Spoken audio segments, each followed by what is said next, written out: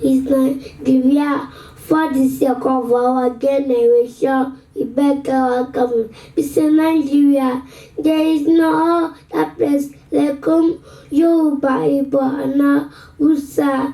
Elukowa tí mo fẹ́ràn jùlọ orúkọ rẹ̀ ní Nàìjíríà nítorí àwa ìwé ìwọ ní ìjọba ọdún Nàìjíríà ṣe àjẹlẹ́jú tó dàbí ilé Yoruba, Igbo, and Hausa.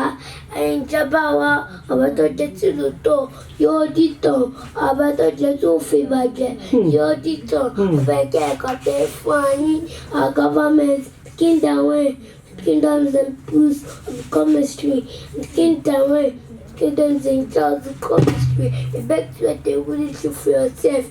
Thank you. Now move closer to it. Attention, attention, attention. Salute, sir. Attention, attention, attention. Salute, sir. Greatest Nigeria Children Union. Great. Articulate Nigeria Children Union. Great. Ever dynamic Nigeria Children Union. Great. Greatest Biggie. Greatest Gogo. Comrade Adigun Olowe. Now that Nigeria is celebrating the 60 years anniversary and the situation of the country is as bad as the same way it was before we got our independence.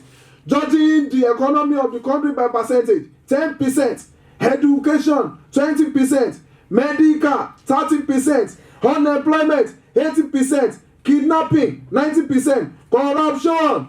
Then what do you have to say about the situation of the country to our leaders? We are saying Nigeria.